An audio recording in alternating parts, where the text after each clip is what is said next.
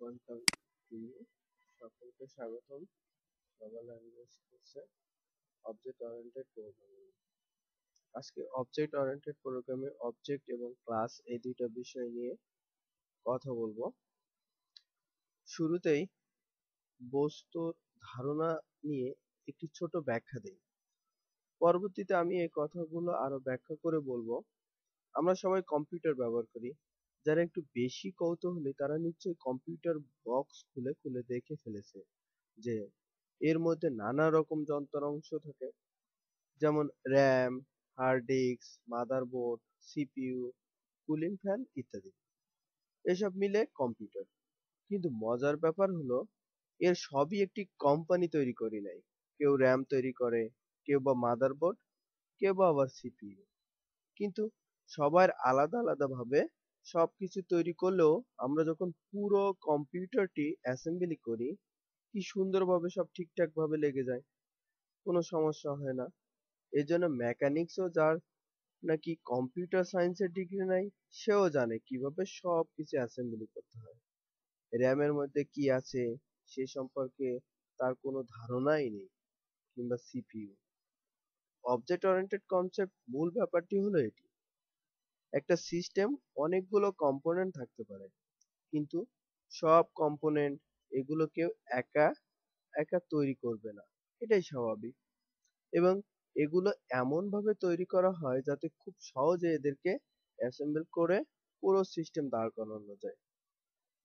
Object oriented কনসেপ্টের ধারণার সাথে পরিচিত হতে হলে শুরুতে আমাদের কিছু টার্ম বা শব্দের সাথে পরিচিত হতে হবে। আমি শুরুতে এলজি অ্যানালজি বা উপমা দিয়ে বোঝানোর চেষ্টা করব, তারপর মূল বিষয়কে চলে আসবো।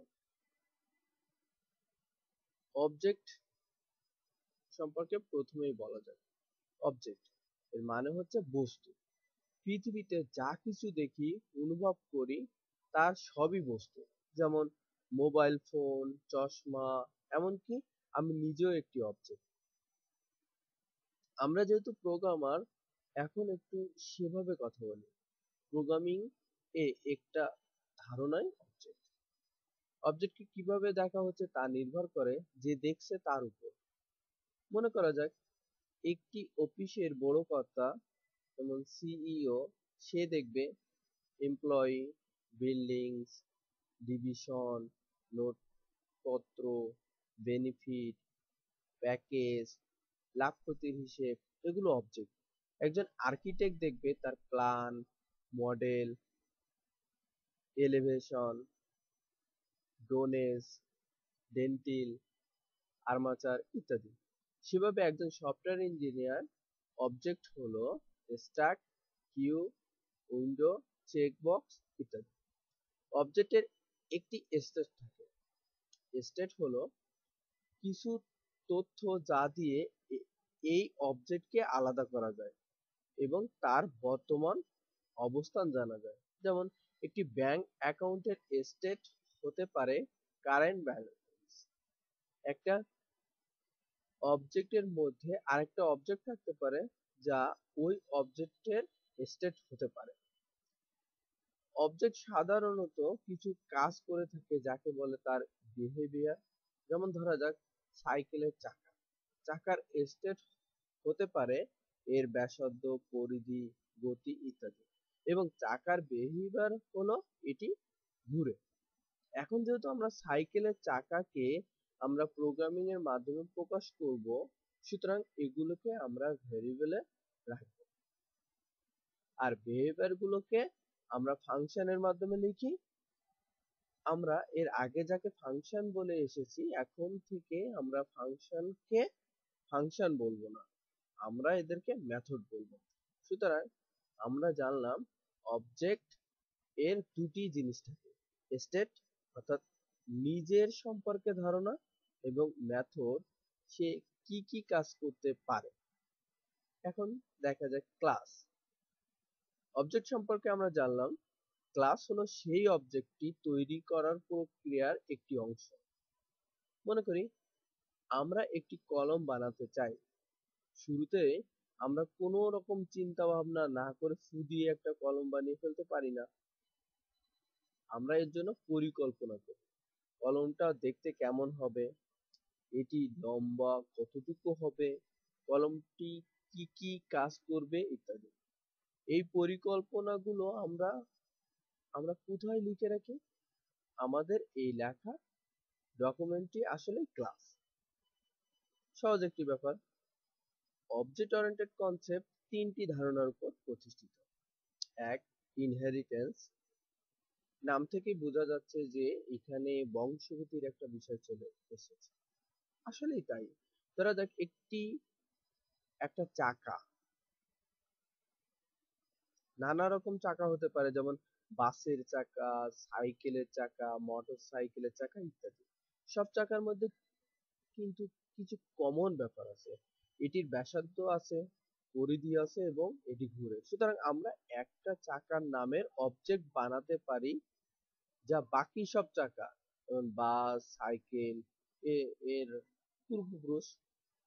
এতে আমরা বেশি কিছু সুবিধা আছে। প্রধান সুবিধা হলো কমন জিনিসগুলো নিয়ে আমাদের পূর্বপুরুষ তৈরি করার কাজ একবার করে ফেললেই হচ্ছে। উত্তর পুরুষ গুলোকে আপনা আপনি সেই বৈশিষ্ট্য চলে আসবে। 2 নম্বর, এনক্যাপসুলেশন মানে হলো জিনিসপত্র ক্যাপসুলের মধ্যে ভরে রাখা। আমরা অনেকেই ক্যাপসুল মেডিসিন খেয়েছি। এটির বাইরে একটা আবরণ দিয়ে সবকিছু ভিতরে আটকানো থাকে। ব্যাপারটি এমন। অন্যটি হলো পলিমরফিজম, বহুরূপিতা, অর্থাৎ একই অঙ্গে নানা রূপ। একটা অবজেক্ট নানা সময় নানা রকম রূপ ধারণ করতে পারে। তবে কেন এই অবজেক্ট ওরিয়েন্টেড কনসেপ্ট লাগবে সেটি নিয়ে প্রশ্ন করা হতে পারে। এবার তাহলে এই প্রশ্নের উত্তর ব্যাখ্যা করা যাক। আমাদের পরিচিত প্রথাগত বা প্রসিডিউরাল প্রোগ্রামিং ল্যাঙ্গুয়েজ যেমন সি এর কিছু অসুবিধা রয়েছে। আমরা চাইলে সহজে পুনরায় ব্যবহারযোগ্য কম্পোনেন্ট তৈরি করতে পারি না। সবচেয়ে বড় অসুবিধা হলো আমরা চাইলেই একটি প্রোগ্রাম থেকে একটি ফাংশন কপি করে অন্য একটি প্রোগ্রামে ব্যবহার করতে পারি না, কারণ ফাংশনগুলো সাধারণত কিছু গ্লোবাল ভেরিয়েবল এবং অন্যান্য ফাংশনের উপর নির্ভর করে। এই ল্যাঙ্গুয়েজগুলো হাই লেভেল অ্যাবস্ট্রাকশনের জন্য মানানসই নয়। যেমন সি যে কম্পোনেন্ট গুলো ব্যবহার করে সেগুলো খুব লো লেভেলে, যা দিয়ে একটি বাস্তব জগতের সমস্যাকে খুব সহজে চিত্রায়ন করা সম্ভব হয় না। কাস্টমার রিলেশনশিপ ম্যানেজমেন্ট বা সিআরএম অথবা ফুটবল খেলাকে সহজে সি দিয়ে চিত্রায়ন করা কঠিন।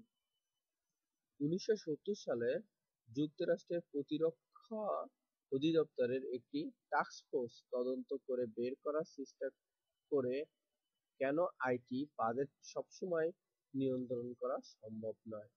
সেগুলোর মধ্যে প্রধান গুলো এমন: 80% বাজেট শুধুমাত্র সফটওয়্যারের ব্যয় হয় আর বাকি 20% বাজেট হয় হার্ডওয়্যারের জন্য। এর মধ্যে 80% ব্যয় হয় শুধুমাত্র সফটওয়্যার মেইনটেনেন্স করার জন্য, বাকি 20 তৈরি হয় সফটওয়্যার তৈরি করার জন্য।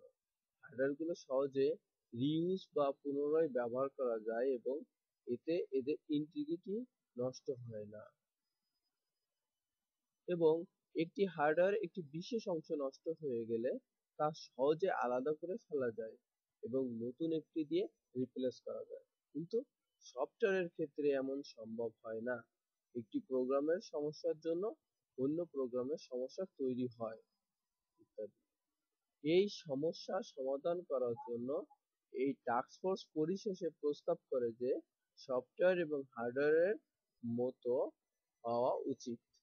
পরবর্তীতে তারা তাদের সিস্টেমের 85 অর্থাৎ 450টি প্রোগ্রাম ল্যাঙ্গুয়েজ রিপ্লেস করে অ্যাডা নামে একটি অবজেক্ট ওরিয়েন্টেড প্রোগ্রামিং ল্যাঙ্গুয়েজ ব্যবহার করে। আমরা আজকে দেখলাম অবজেক্ট ওরিয়েন্টেড প্রোগ্রামের অবজেক্ট এবং ক্লাস এবং অবজেক্ট ওরিয়েন্টেড হতে গেলে যে বৈশিষ্ট্যগুলো লাগে সেই সম্পর্কে। ধন্যবাদ ভিডিওটি দেখার জন্য। আমরা পরবর্তীতে আবার অন্য কোনো ভিডিও নিয়ে আসবো। ধন্যবাদ সবাইকে।